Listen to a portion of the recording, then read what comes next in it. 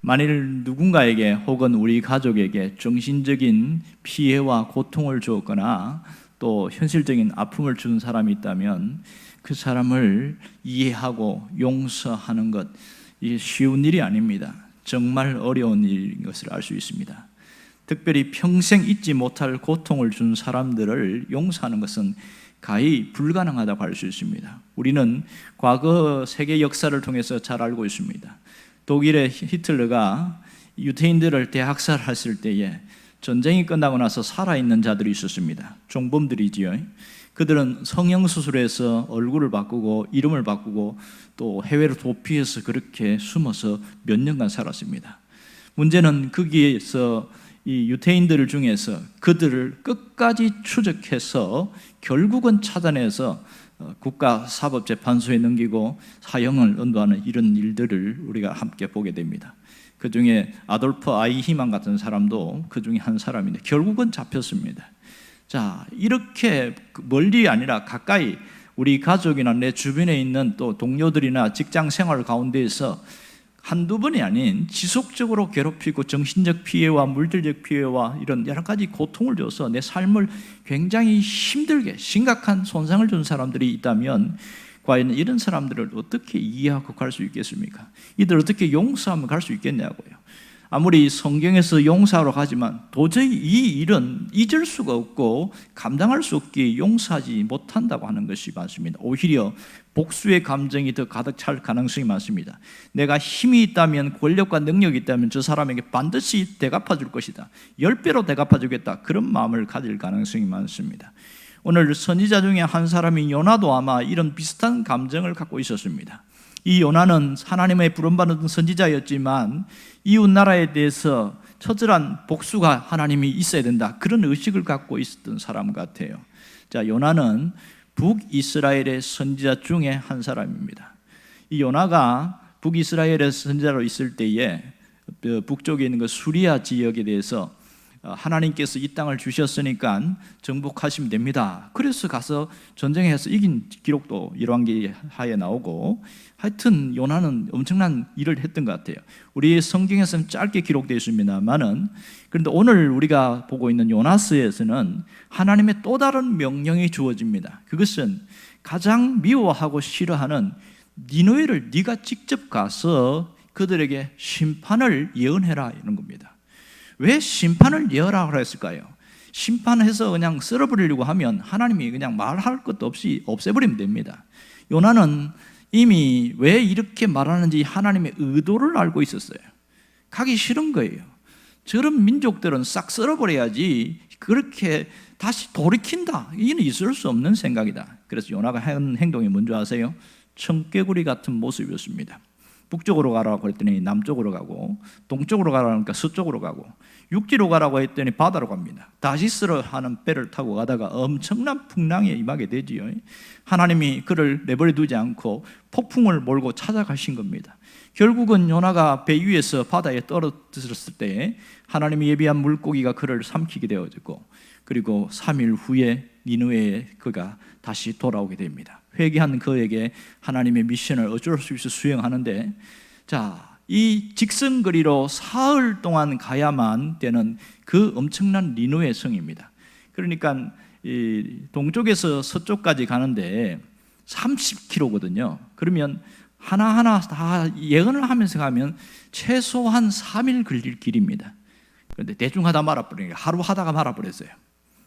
그리고 이 아시리아 니느웨가 수도인데, 니느웨는 이 전체 둘레가 약 97km가 되는 굉장히 큰 도시입니다. 이런 도시에서 그렇게 해서 예언을 했어요. 그리고 나서 저기 산 위에 올라가고 어떻게 되나 하고 기다리고 있는 겁니다. 하루 이틀 사흘 나흘 해서 40일만 보고 확 성이 불타버리는 거 보고 이제 다시 이제 예루살렘으로 가려고, 그렇게 예루살렘이 아니고 북이스라엘이죠. 이스라엘이나 그 어떤 지역으로 가려고 그렇게 했는데, 문제는 하나님이 이 니느웨 사람들의 회개하는 것을 보고 용서해버렸어요. 그게 마음에 안 드는 거예요. 그래서 하나님 앞에 불평하면서 원망하였습니다. 하나님 왜 용서해 줍니까? 저렇게 우리나라를 괴롭히고 약탈하는 동방의 망난이라고 소문난 이 니느웨 사람들, 이 아시리아 사람들은 확 없애버려야 되는데 왜 하나님이 용서해 주십니까? 이게 마음에 안 드는 거예요. 그래서 하나님 앞에 대놓고 화를 내는 거 있지요. 그런데 하나님의 놀라운 것은 하나님이 화냈다고 야단치거나 혼내지 않았습니다. 살살 타이르면서 야야 한번 생각해봐라 이러면서 설득하시는데 그 마지막 장면이 오늘 읽은 본문입니다. 11절 다시 한번 보세요. 하나님이 얼마나 그를 타이르면서 설득하는지요. 하물며 이 큰 성읍 니느웨에는 좌우를 분별하지 못하는 자가 12만 명이요 가축도 많이 있나니 내가 어찌 아끼지 아니하겠느냐 하시니라. 여기에 이 요나스가 끝나요. 뭔가 그 다음에 요나가 반응을 했다든지 뭔가 이런 게 있어야 되는데 그냥 질문으로 그냥 끝나버려요, 요나스가. 그래서 어떤 분은 요나스의 그 다음 편은 우리가 해야 될 일이다 이렇게 얘기하는 사람도 있습니다. 어떤 전설에 의하면 요나가 이 하나님의 설득에 들어가서 결국은 평생 니느웨에서 거기서 그들에게 말씀을 전하다가 죽었다고 합니다. 그래서 니느웨에 요나의 무덤이 있다 이런 얘기도 하고 있습니다. 여기서 한번 봐야 될 것은 여기에 좌우를 분별하지 못하는 자 이들이 12만 명이 있다 이렇게 이야기를 하고 있습니다. 그러면 좌우를 분별하지 못하는 자가 누구인가 하는 겁니다. 오늘 이것이 이거예요. 또 하나는 내가 어찌 아끼지 아니하겠느냐 이 말씀을 하시는데 사실은 이 액면 그대로 이 말씀만 보면 굉장히 은혜가 되고 위로가 되는 말씀입니다. 그런데 내가 싫어하는 사람, 내가 정말 보기 싫은 사람, 우리 식으로 하면 꼴 보기 싫은 사람에게 하나님이 이 말씀을 하실 때에 어떤 감정일까요? 불편한 감정이 상당히 많겠지요. 어떤 분이 보니까 간증한 이야기가 나오는데 고등학교 때 있었던 이야기를 하면서 아마 여자 자매 같아요. 둘 사이가 관계가 아주 나빴는데요. 학급이고 그런데 한 자매는 교회를 다니고 있고 그렇게 신앙생활을 잘하고 있는데 이 한 자매는 교회를 안 나가는 거예요. 누군가가 전도를 해서 교회를 나왔어요. 그게 마음에 안 드는 거예요. 내가 싫어하는 사람이 왜 여기 와 있냐는 거예요, 이게. 근데 설상가상으로 여름 수련회가 있었는데 그 수련회에 따라온 거예요. 여기 또 왜 왔냐고. 저 사람 은혜 받으면 안 되는데 왜 와가지고 있냐고. 그래서 하나님 제발 은혜 받지 말게 해주세요. 이런 기도하고 있네. 근데 설상가상으로 억수로 은혜 받은 거예요. 막 아주 눈물 콧물 쏟아내면서 확 사람이 달라졌어요. 그렇게 하는데 그게 꼴 보기 싫은 거 있죠. 더 화가 나는 것은 이 자매가 상대방의 자매가 내가 잘못했다고 그렇게 이야기하면 받아줘야 되잖아요. 그 말도 듣기 싫은 거예요. 이런 일이 있어가지고 고민을 하다가 그 담당 전도사님 찾아와가지고 사실 전도사님 내가 수련회 내내 이런 마음이 불편했습니다 이러면서 털어놓고 그렇게 하는데 이제 마음이 정리가 된 상태에서 온 거예요. 그 얘기가 가만히 생각나는데 내가 싫어하는 사람은요 은혜 받는 것도 싫고 잘 되는 것도 싫고 그렇습니다. 만일 정말 이렇게 돌이켰을 때 하나님의 축복을 받으면 세상에 그것보다 배 아픈 게 없어요. 요즘은 사촌이 땅을 사면 설사한다고 그러잖아요. 사촌이 부동산 사면 막 못 견디는 거예요. 이런 일들이 참 많습니다. 오늘 여기에 좌우를 분별하지 못하는 자 여기에 대해서 두 가지 견해가 있는데요. 하나는 어린아이다 이렇게 이야기합니다.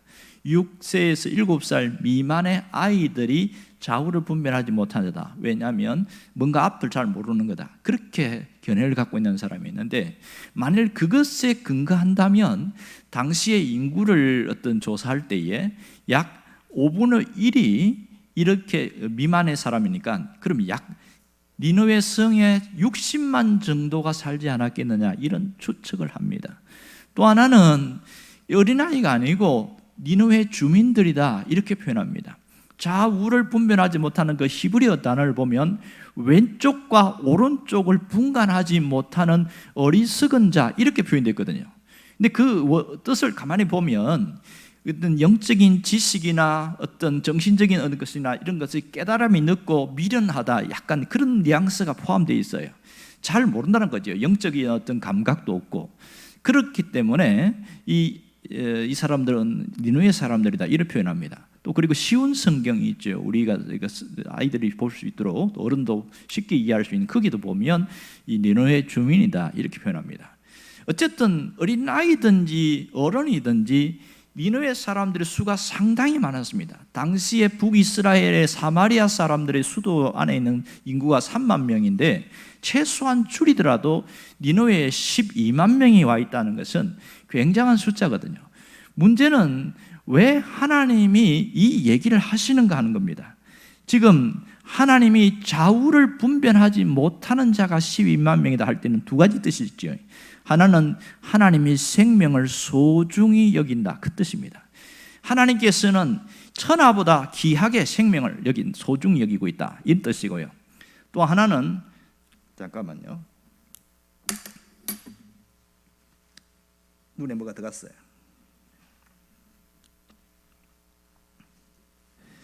그래서 이 하나님의 가치 기준은 영혼, 생명이 있다는 거죠. 물질이나 어떤 다른 외적인 것보다도 그 영혼에 대해서 귀하게 여기고 있고요.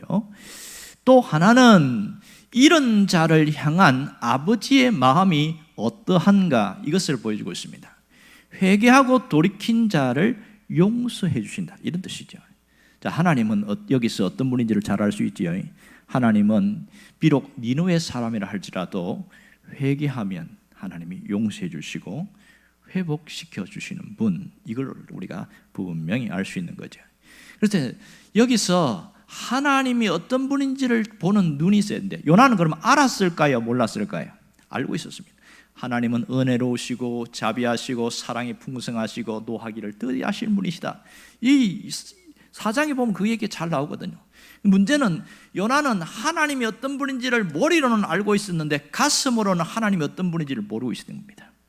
또한 이 자기가 갖고 있는 편견과 잘못된 의식 때문에 하나님이 이렇게 하는 것에 대해서 너무너무 싫어하는 그런 마음이 있는 거예요. 이 심판의 대상, 진노의 대상, 그런 멸망의 대상인 이 니느웨 사람들은 다 심판을 받아야 된다 이런 생각하는데 하나님은 요나의 생각을 바꾸기를 바라는 겁니다. 그들은 사실은 한 짓은 나쁘지만 그 영혼만큼은 그래도 긍휼의 마음과 불쌍히 여기는 마음으로 봐야 되지 않겠느냐, 이것이 하나님이 요나에게 바란 마음이었습니다. 그러나 여기까지 오는 동안 요나가 그 마음을 바꾸지 않았다는 것이 참 안타깝지요.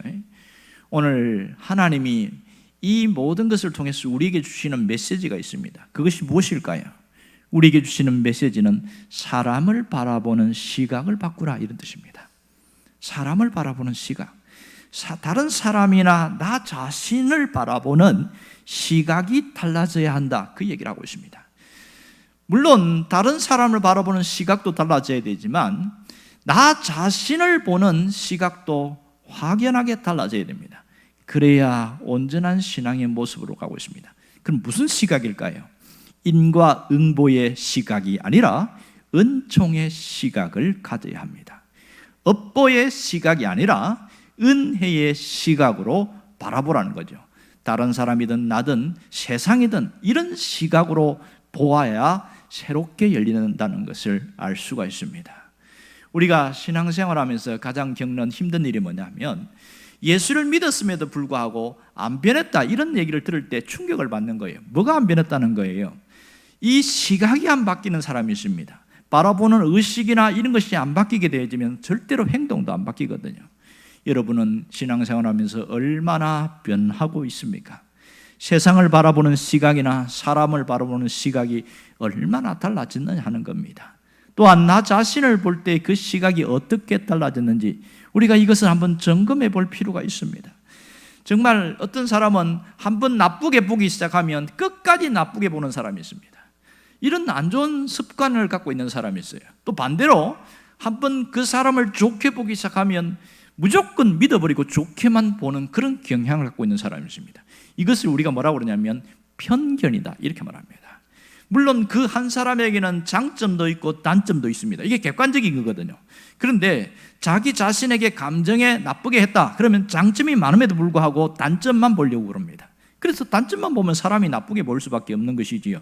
그리고 이 사람이 객관적으로 볼 때는 약간 안 좋은 점도 많은데 조금 좋은 점은 조금 있어. 그런데 너무 좋게만 보는 거예요. 자, 이렇게 보게 되어지면 어떨까요? 사람을 삐뚤어지게 보니까 온전한 모습으로 보지 못하고 안 좋게 본 만큼 안 좋은 얘기를 하게 되어집니다. 그리고 내가 자주 실수하게 되죠. 내가 철저하게 믿었다가 크게 당하는 것은 이 시각에 문제가 있어서 그럽니다. 물론 무조건 좋은 쪽으로 보는 것도, 긍정적으로 보는 것도 좋기는 합니다만은 객관적인 평가와 내가 그 안 좋은 점이 있음에도 불구하고 그 사람을 긍휼과 사랑으로 품어주는 것은 확연하게 다른 거예요. 그래서 많은 사람들이 배신의 쓴 잔을 마셨다, 이런 얘기를 종종 하고 있습니다.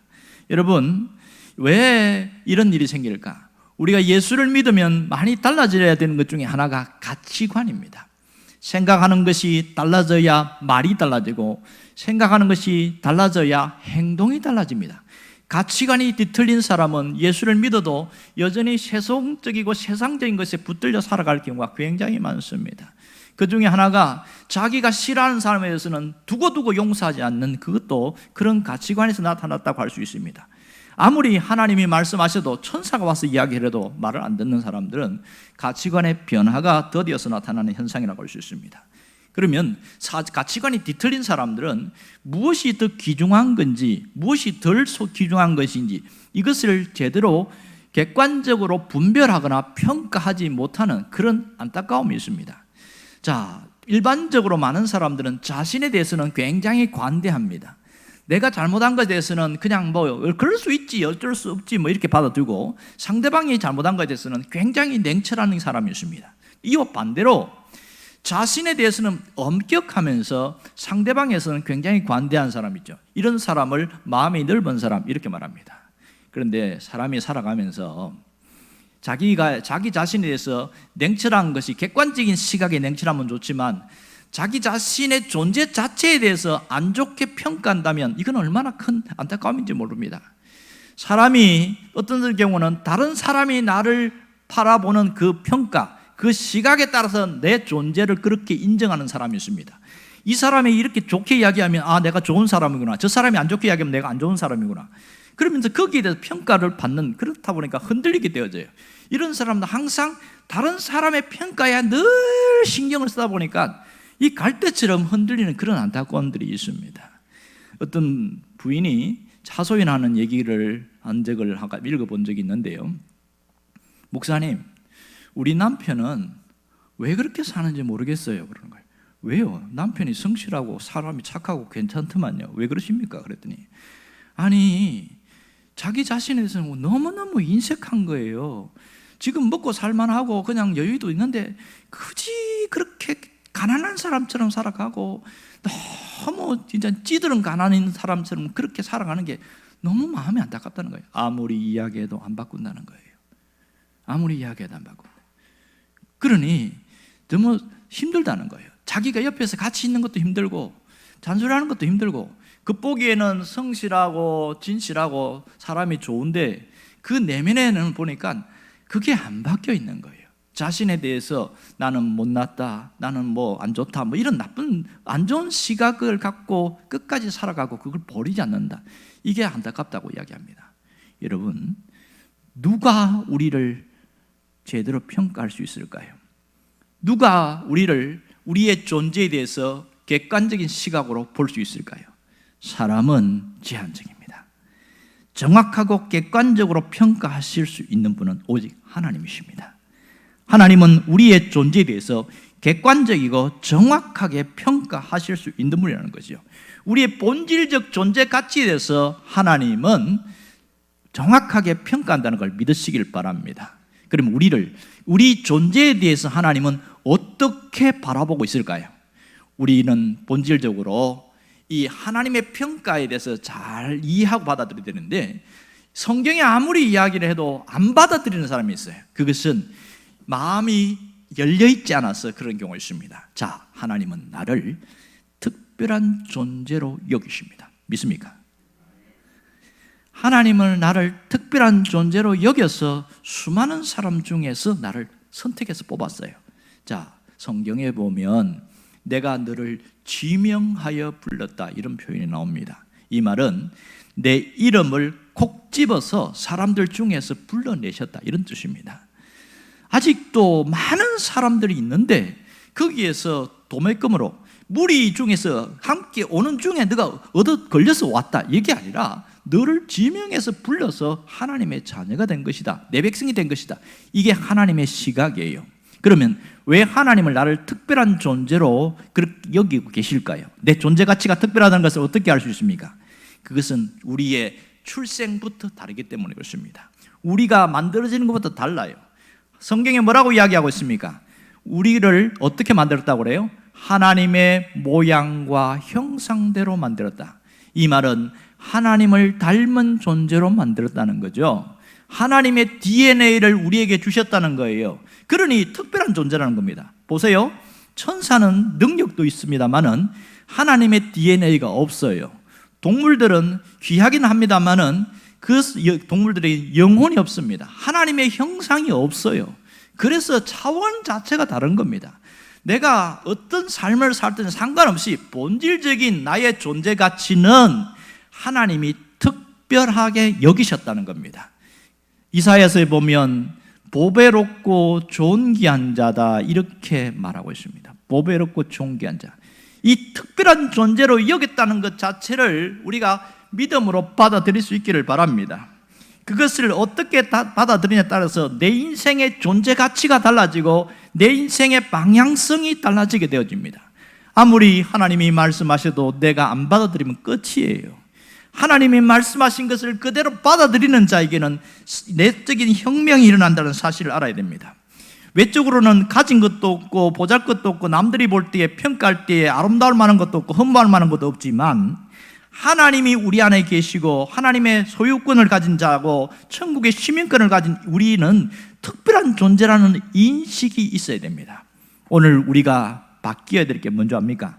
우리가 갖고 있는 시각이에요. 우리의 시선이 달라져야 됩니다. 그 중에 하나가 업보의식이 아니라 은혜의식을 가져야 됩니다. 업보의식이 뭡니까? 이것을 카르마라고 그러는데요, 업보, 전생에 지은 죄 때문에 오늘 내가 이렇게 산다, 이게 업보잖아요. 전생에 잘 해가지고 내가 오늘 잘 살게 된다, 이게 업보란 말이에요. 사람들은 업보의식이 있어요. 물론 신앙인들 중에서는 그것이 많이 지워진 사람도 있지만 아직도 남아있는 사람이 있습니다. 가끔 어떤 분이 중간에 예수를 믿었는데, 물론 불교에서 좀 많이 다니고 하신 분인데 기독교 신앙인이 된 지가 20년이 됐는데 가끔 한마디씩 푸념을 놓습니다.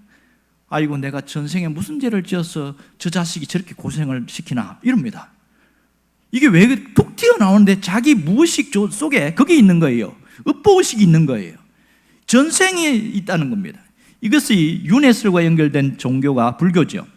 자, 그러면 모든 것은 인과응보, 잘못한 것에 대해서 결과가 있고 잘한 것도 결과가 있다, 이게 좋은 것이긴 합니다만은 과연 신앙도 그럴까? 성경은 물론 사람이 심은 대로 거둔다, 갈라디아서에 그런 얘기를 합니다. 맞습니다. 심은 만큼 거두게 되어지는데, 그러나 이것은 제한적인 부분에서 그렇고요, 하나님은 심지 않은 데서도 거두시는 분이에요. 우리가 한 일이 아무것도 없는데도 하나님께서 그저 은혜를 주셔서 우리를 용서해 주시고 회복시키시는 것, 이것이 하나님의 은혜란 말입니다. 이걸 안다면 모든 것이 업보의식에서 되어진 것이 무너져야 됩니다. 우리가 가져야 될 신앙의식이 뭡니까? 은혜의식입니다. 은혜를 카리스라고 그래요. 카리스. 그리고 업보는 카르마라고 이야기합니다. 우리 속에 남아있는 카르마 의식이 사라지고 카리스 의식으로 확 바뀌어버려야 됩니다. 하나님의 은혜는 모든 업보 사상을 무너뜨리는 강력한 도구요, 능력이라는 것을 알아야 됩니다. 내 존재가 나대로 소중하다고 느끼는 그 존재의식을 느낄 때 비로소 나에게는 카리스라는 그 은혜의식으로 꽉 찼다, 이렇게 이야기합니다. 이 의식을 바꾸는 것이 얼마나 중요한지 몰라요. 가장 중요한 것은 다른 사람을 보는 의식도 있어야 되지만 자기 자신을 보는 의식이 달라져야 돼요.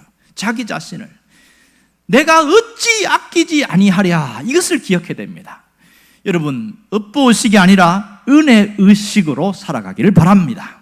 업보의 시각이 아니고 은혜의 시각으로 살아갈 수 있기를 바랍니다. 카르마가 아니라 카리스로 살아가십시오. 이 점이 대단히 중요한 거예요. 이 카르마가 아니고 카리스로 내가 존재가 세워질 때에 확 달라집니다. 그러면 무엇이 새롭게 와닿는지 아세요? 하나님이 나를 아끼신다, 그 한마디에 아멘하고 펑펑 눈물을 흘린 사람이 있습니다. 이 사람은 왜 그럴까요? 카리스, 은혜 의식으로 충만하기 때문에 그렇습니다. 하나님은 지금도 나를 아끼신다는 사실을 믿으시길 바랍니다. 그 하나님의 마음을 깊이 깨닫게 될 때 우리는 은혜 의식에 쭉 잠겨 있어 살아가게 되었습니다. 맥스 루케이드 목사님이라는 유명한 분이 있는데, 이분이 쓴 그림책 중에 하나가 너는 특별하단다, 이런 뜻이에요. 너는 특별하단다. 자, 그림책이 내용이 아주 간단해요. 어떤 한 나무 마을이 있는데 나무 모양의 사람들이 사는 마을이에요. 거기에는 이렇게 미끄하게 잘생긴 나무 사람 형태도 있고 또 이렇게 막 거칠거칠한 나무도 있고 뭐 그렇습니다. 그런데 희한한 게 뭐냐면 그 나무 마을의 사람들이 하나씩 보면 별을 붙이든지 점을 붙이든지 있어요. 자, 사람이 좋고 실력이 있고 노래도 잘하고 뭐든가 성실하고 그러면 옆에 사람이 당신은 참 잘했습니다 하고 별을 붙여주는 거예요. 그런데 생긴 것도 못생기고 하는 짓도 못됐고 이러면 점을 붙여주는 거예요. 이렇게 사람들마다 별이 붙은 사람도 많고 점이 많이 붙은 사람도 있고 있습니다.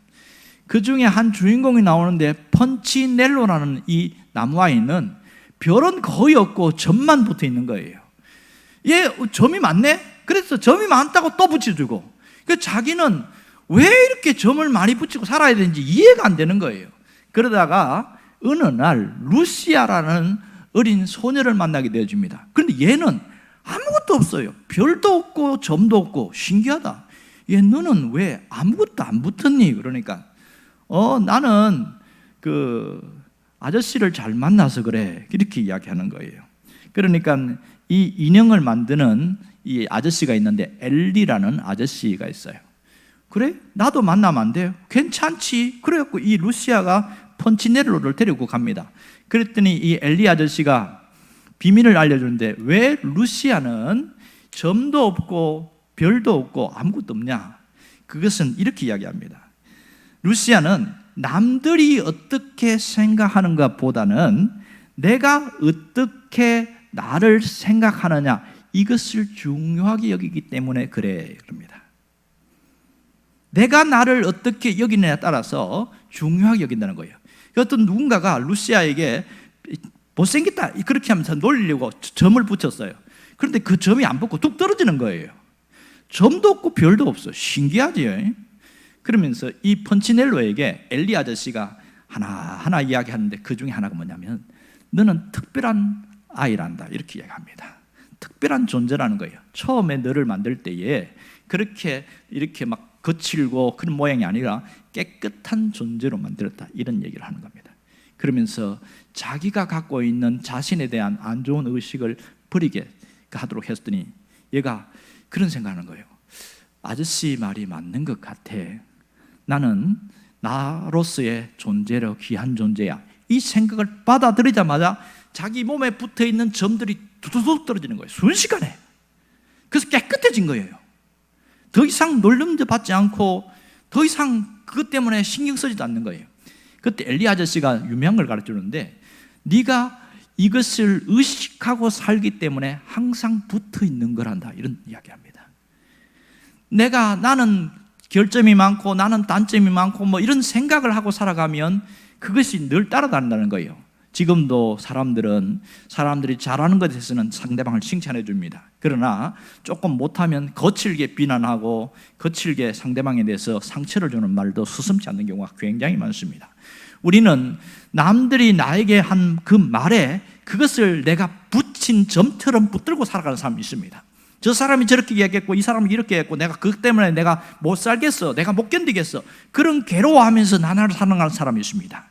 내가 그것을 붙들고 있는 만큼 절대로 떨어지지 않습니다. 진짜 떼고 싶으면 나는 나됨의 가치를 스스로 찾아 나가야 됩니다. 남들이 나를 어떻게 생각하느냐보다 더 중요한 것은 내가 내 존재를, 나를 어떻게 생각하느냐가 훨씬 더 중요합니다. 여러분이 그 의식을 바꿀 수 있기를 원합니다. 나는 나로서 소중한 자다, 난 나로서 괜찮은 존재다, 이것을 받아들여야 돼요. 누가 그 얘기를 했습니까? 하나님이 먼저 그 얘기를 해줬잖아요. 그러면 하나님은 내가 흠이 많고 점이 많음에도 불구하고 나를 받아줬고 나를 특별하게 여겼으면 내 의식 자체가 달라져야 되는데 안 바뀌니까 문제인 거죠. 그렇게 나는 나대로 소중한 존재라고 여기는 것이 은혜 의식으로 살아가는 겁니다.